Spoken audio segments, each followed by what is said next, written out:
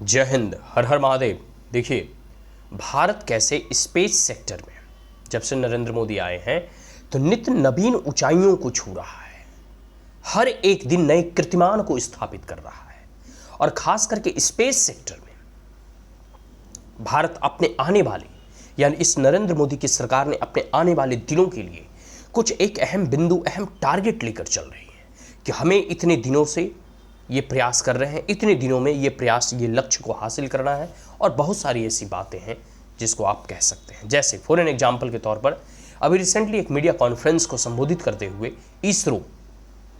ISRO chief ने बहुत सारी ऐसी घोषणाएं और बहुत सारी ऐसी जो परियोजनाएं चल रही हैं या आने वाले समय में लॉन्च होने वाली है, उनके बारे में पूरे भारतवासियों को जो है बतलाया, या फिर मीडिया कॉन्फ्रेंस में उन्होंने जो अपनी बातों को रखा, उसी के कुछ बिंदुओं को आपके सामने मैं रखना चाहता हूं। जैसे अभी इसरो चीफ ने जो है चंद्रयान मिशन 4 की जो है उन्होंने बातें की कि भारत जो है आने वाले समय में चंद्रयान मिशन 4 लॉन्च करेगा, ठीक है।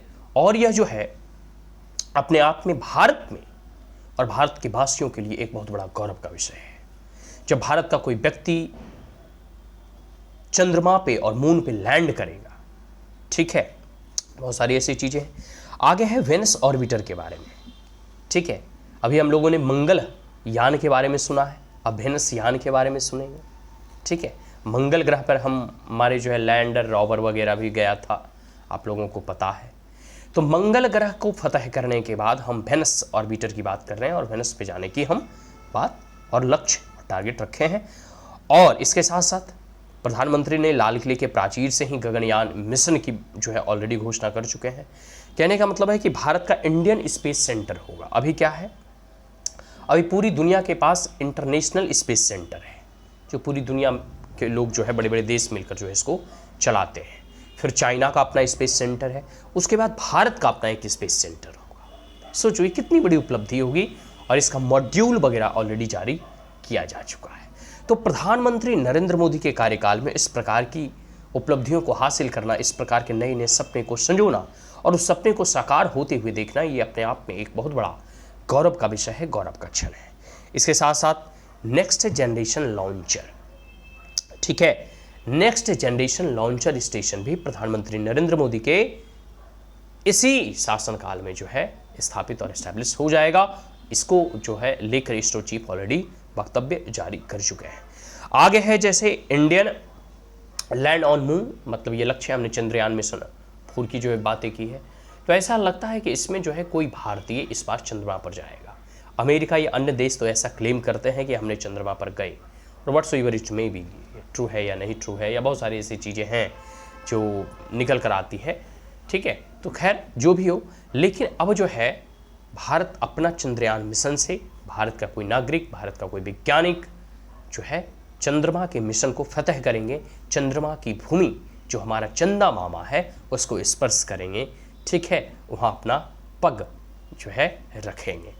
ये सब सारी चीज़ें हैं। लास्ट पॉइंट में बात करूँगा, ये सब तो इसरो की उपलब्धि है या भारत सरकार की उपलब्धि है, कि भारत सरकार के जितने भी जैसे अभी साइंटिस्ट हैं या इसरो के वैज्ञानिक हैं या जो भी भारत सरकार के बड़े बड़े जो है रिसर्चर हैं, इन सब चीज़ों के ऊपर एस्ट्रोनॉमर वगैरह है। अभी रिसेंटली शुक्ला जी जो है अंतरिक्ष स्टेशन से होकर आए हैं, तो बहुत सारी ऐसी चीज़ें हैं जो आप लोगों को पता होगा। तो ये सब सारी चीज़ें समझ में आई आपको, है? तो कहने का मतलब है कि एक हमने बताया कि प्राइवेट सेक्टर क्या है। तो प्रधानमंत्री जब नरेंद्र मोदी आए तो सभी चीज़ों में देखोगे कि प्राइवेट इंडस्ट्री का बोलबाला है। उसकी अपनी रिसर्च एंड डेवलपमेंट होती है, उसकी अपनी फंडिंग होती है, उनके अपने लोग होते हैं। अभी जैसे अमेरिका में इलॉन मस्क की अपना स्पेस एक्सेस जो है सेंटर है, उसमें बहुत सारे अंतरिक्ष से रिलेटेड या बहुत सारे ऐसे रिसर्च एंड डेवलपमेंट होते रहते हैं कि नहीं होते रहते हैं। तो क्योंकि वो एक प्राइवेट इंडस्ट्री है, फिर भी जो है साइंस और जो है स्पेस के सेक्टर में इतनी उपलब्धि को अर्जित किया है कि नहीं किया है। तो भारत का क्या प्राइवेट इंडस्ट्री, अब जैसे टाटा है तो टाटा मोटर्स या कार वगैरह कितना अच्छा बनाती है। तो टाटा अगर जो है ये स्पेस सेक्टर में अगर आए, अडानी स्पेस सेक्टर में आए, तो स्वाभाविक सी बात है बहुत अच्छी उपलब्धियों को हासिल कर सकते हैं। क्यों? पहला कि देखो गवर्नमेंट के पास रिसोर्सेज जो है लिमिटेड है, जितना बजट होगा उसका कुछ प्रतिशत जो है इसरो को दिया जाएगा या फिर रिसर्च एंड डेवलपमेंट या स्पेस सेक्टर को दिया जाएगा। लेकिन प्राइवेट सेक्टर के पास रिसोर्सेज अनलिमिटेड है, उनका अपना एक रिसर्च का विंग होगा, उनकी अपनी एक तैयारी होगी, उनके अपने जो है बड़े बड़े रिसर्चर्स होंगे, एस्ट्रोनॉमर्स होंगे, या जो भी वैज्ञानिक वगैरह साइंटिस्ट वगैरह होंगे, उनको फंडिंग देंगे। और साथ साथ भारत अपने ही देश का नहीं बल्कि अन्य देशों का भी सैटेलाइट प्रक्षेपित करता है। तो जब प्राइवेट सेक्टर इसमें इन्वॉल्व होगी तो स्वाभाविक सी बात है नई जॉब अपॉर्चुनिटी क्रिएट होंगे, नई संभावनाओं के द्वार खुलेंगे, नई नई रिसर्च डेवलपमेंट होंगे, नई तरीके के लोग आएंगे, और नई तरीके के लोग आएंगे तो नए इनोवेटिव आइडियाज़ लाएंगे और भारत आगे बढ़ेगा। अगर भारत का प्राइवेट सेक्टर भी आगे बढ़ता है तो अल्टीमेट भारत आगे बढ़ रहा है। ये सब चीज़ों को समझना है। और प्राइवेट सेक्टर के लिए यह स्पेस सेक्टर का द्वार अब तक बंद था, लेकिन नरेंद्र मोदी के आने के बाद यह भी द्वार खोले जा चुके हैं। तो आने वाले 10 या 20 सालों में आप इसके पॉजिटिव इम्पैक्ट को देखिएगा कि किस प्रकार से भारत स्पेस सेक्टर में भी बहुत अच्छा कर रहा है। ठीक है, आज के लिए इतना ही। तो कैसा लगा यह मेरा वीडियो? इन्फॉर्मेटिव वीडियो था। आशा करता हूँ वीडियो अच्छा लगा हो तो इसे अधिक से अधिक लाइक, शेयर और सब्सक्राइब करना ना भूलें। Also press the bell icon. जय हिंद, हर हर महादेव।